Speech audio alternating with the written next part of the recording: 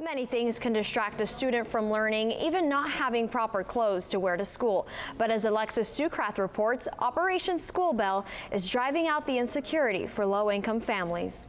Children keep busy while they wait for their chance to try on new clothes. It has some glasses and some eyes and a mustache. Shoes and skirts in all different sizes make sure every child can find the right fit. Students receive 3 polo shirts, 2 bottoms, a sweatshirt, a pair of shoes, and a brand new book of their choice. And they have a unique place that has all of this in stock, courtesy of the Assistance League of Phoenix. Years ago, we received a big grant from the Arizona Diamondbacks, and we were able to purchase a 40-foot former city bus. We converted it to a mobile dressing station, so we take Operation School Bell on the road. Students from kindergarten through 8th grade wait for their chance to board the Delivering Dream Bus and receive their new outfits.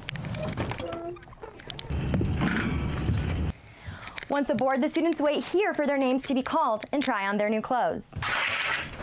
The bus is equipped with 4 dressing rooms so students can find the best fit. And all of this means a lot to the students and parents they help. Oh, it's amazing. They enjoy it so much. We're a Title I school, so it's a kind of a need for a lot of families, so it's just awesome. I don't have much clothes, and when Miss Beth told me that we're gonna go today, I was so excited. Now every student here can feel confident walking into the classroom and be ready to learn. In Phoenix, Alexa Stueckrath, Cronkite News.